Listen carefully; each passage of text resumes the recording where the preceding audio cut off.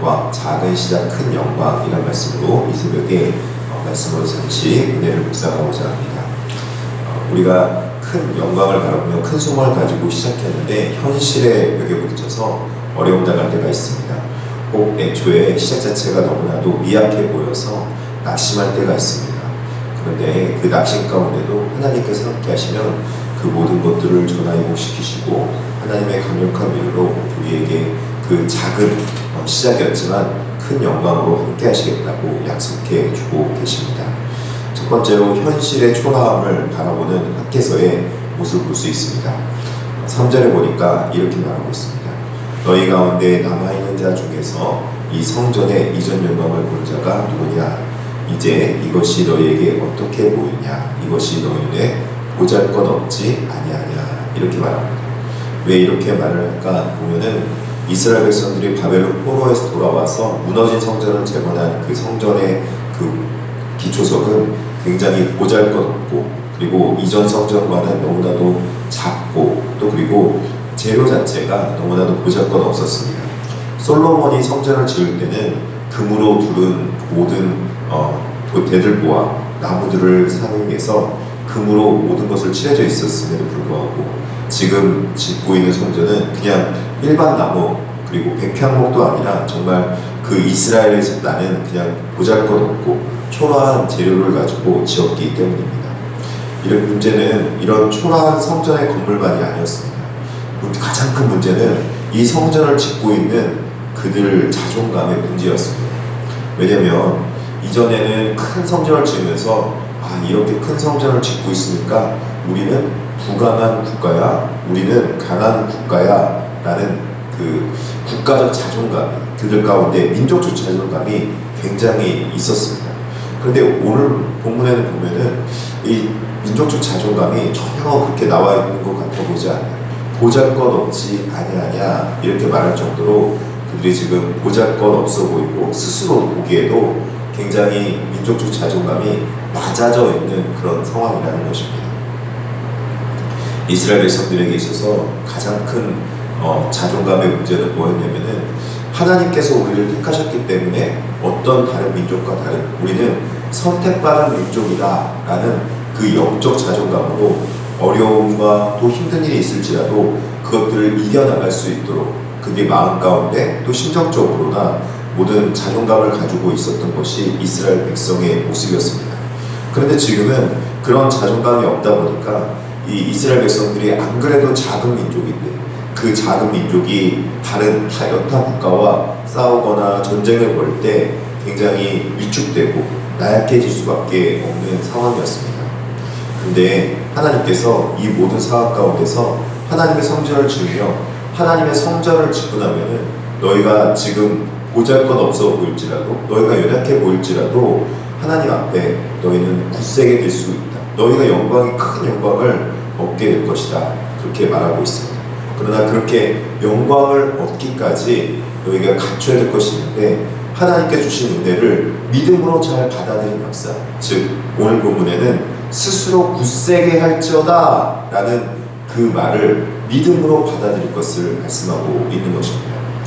여호와가 이르노라 스룹바벨아 스스로 굳세게 할지어다. 한 번만 말한 게 아니라 여호사닥의 아들 대제사장 여호수아야 스스로 굳세게 할지어다 이렇게 계속적으로 반복적으로 말하고 있는 거예요.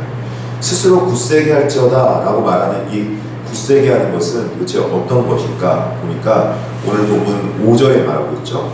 너희가 애굽에서 나올 때에 내가 너희와 언약한 말과, 그러니까 이스라엘 백성들이 스스로 굳세게 할 수 있는 방법은 무엇이냐면 하나님께서 출애굽했을 때 약속했던 그 언약의 말씀을 기억하면서 그 언약의 말씀 가운데 머물러 있고 그것을 믿음으로 받아들일 뿐 아니라 믿음으로 받아들이려면 두려워하는 마음 가운데 있지 않아야 될 것까지 말하고 있는 것입니다. 총 3가지예요. 하나님께서 말씀하신 언약을 기억해라. 두 번째는 하나님 앞에 그 언약의 말에 머물러라. 그리고 세 번째는 머무른다면 그 하나님 말씀에 머무르지 않도록 하고 있는 그 믿음의 반대말 두려움을 멀리해라 라고 말하고 있는 것이죠. 하나님께서는 이스라엘 백성들에게 항상 함께 하시겠다. 너희가 너희와 함께 할 테니까 두려워하지 말라 말씀하고 있는 것입니다. 하나님께서 함께 할 수 있는 여러분 근거는 무엇입니까? 그럼 어떻게 하면은 하나님께서 이스라엘 백성들과 함께 할 수 있겠습니까? 이 언약이라는 것 자체에 우리가 좀 고민해 볼 필요가 있는데, 하나님께서 언약 맺어서 우리와 함께 하시겠다 약속하신 그 언약의 메시지는 우리가 일반적으로 약속하고 있는 이 약속과는 일반적으로 틀려요. 왜냐하면 하나님 사람과 사람과의 약속은 동등되게 1대1의 관계의 약속 아닙니까? 그렇기 때문에 동등되게 서로가 동등지위에서 서로가 약속을 하는 거예요. 내가 이렇게 할 테니까 너도 이 정도 해줘야 돼? 이렇게 약속을 하잖아요. 그래서 그 약속을 지키다가 누군가 한 명의 약속을 파기하거나 잘못하게 되면은 그 약속, 언약의 관계는 유지가 됩니까? 안 됩니까? 유지가 안 됩니다. 부부관계가 그렇잖아요. 서로가 부부관계에서 서로가 나는 당신의 아내요, 나는 당신의 남편입니다. 이렇게 약속을 하기 때문에 서로의 계약관계가 유지되는 거지, 나는 당신의 남편이기도 하고 이 여자의 남편이기도 하고, 그러면 어떻게 영향관계 이루어지겠어요? 영향관계 절대 안 이루어지겠죠. 물론 중동은 뭐 두세 명 이렇게 만난다고 하는데, 결혼한다고 하는데 일부 단체제를 주장하고 하는데, 저는 우리 기독교는 그런 거 용인하지 않잖아요. 정상적인 거 아니죠. 한 명으로 좀 가지고 있습니다. 서로만. 그 언약관계잖아요. 근데 그 언약관계가 유지되려면 서로가 있는데, 하나님과의 언약관계가 좀 달라요. 하나님과 우리의 언약관계가 동등합니까? 동등하지 않다는 거예요. 동등하지 않다는 것은 뭘 말하냐면, 어차피 우리가 하나님의 언약관계를 맺을 때 우리는 그 불평등 가운데 조약을 맺어요. 우리의 연약함과 부족함을 인정하고 하나님 앞에 내 죄악의 모습이 있음에도 불구하고 하나님이 나를 사랑하셔서 나에게 찾아오시고 우리와 같은 연약한 백성을 하나님께서 언약 맺어 주셨다. 그 언약의 약속을 믿고 우리가 하나님과 언약 관계에 들어간다라는 사실을 깨달아 안다면, 하나님 앞에 그 맺은 언약은 우리가 얼마나 그 언약 관계가 소중한가 하면은, 우리가 부족하고 나약해서 하나님 앞에 나아가지 못한, 죄를 져서 언약 관계가 파기되었다 할지라도 하나님이 함께 하시는 그 언약을 회복시키고 갱신시킬 수 있다는 것입니다. 그래서 오늘 본문에 몇째 달에 이 일들이 이루어지게 되면 항상 이 위대한 역사, 하나님 언약 관계를 회복한다는 말은 일곱째 달, 곧 그 달 22일에 일곱째 달이 이루어집니다.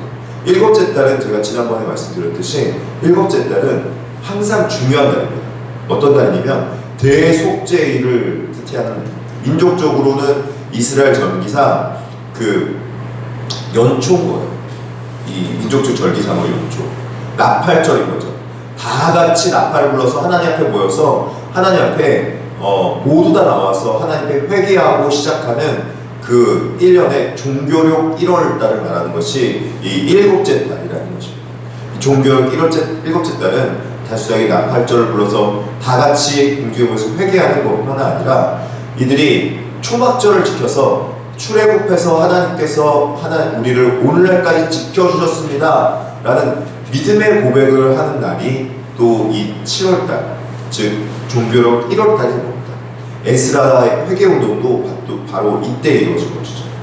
하나님 앞에 나올 수 있는 근거는 무엇인가? 하나님 앞에 언약관계를 유지할 수 있는 근거는 무엇인가? 나의 잘남과 나의 뛰어남과 나의 의로움이 아니라 오직 하나님의 의로우심으로, 전적인 그 의로움이 나를 덮으셔서 내가 온전히 그 안에, 언약관계 안에 들어갈 수 있습니다. 할렐루야. 그러니까요, 오늘 내가 하나님 앞에 어떤 모습으로 살아가고 있는가 가장 중요한 겁니다. 하나님과 나는 지금 어떠한 관계 속에 있는가. 왜냐하면 하나님이 임재하면은 그 보잘것없는 성전을 하나님께서 진동시켜서 하나님의 임재로 인하여서 모든 영광 가운데 모든 것을 회복시키고 돌이키시고 바꿀 것이기 때문에, 아브라함이 하나님 앞에 언약의 약속을 받았어요. 아브라함이 하나님 앞에 언약의 약속을 받았을 때 뭐라고 말합니까? 하나님께서 내가 어디를 가든지 내가 너와 가는 곳곳마다 내가 함께 하겠다, 그렇게 약속해 주지 어느 곳에서만 너에게 임재해 주겠다, 그렇게 약속해 주십니까? 아닙니다. 하나님은요, 하나님의 백성이 하나님과 함께 동행할 때 그곳에서 하나님의 영광과 임재가 나타나게 되어 있는 것입니다. 오늘 본문에도 뭐라고 말합니까? 만군의 여호와가 이같이 말하노라. 조금 있으면 내가 하늘과 땅과 바다와 육지를 진동시킬 것이요 내가 육해공 모든 곳에서 너에게 임재이겠다. 왜요? 하나님은 모든 만물의 창조주시며 모든 만물의 주권자이신 하나님이기 때문에 내가 모든 나라를 진동시킬 것이다. 여러 나라 모든 도배들 가운데서 하나님께서 모두 임재할 수 있다.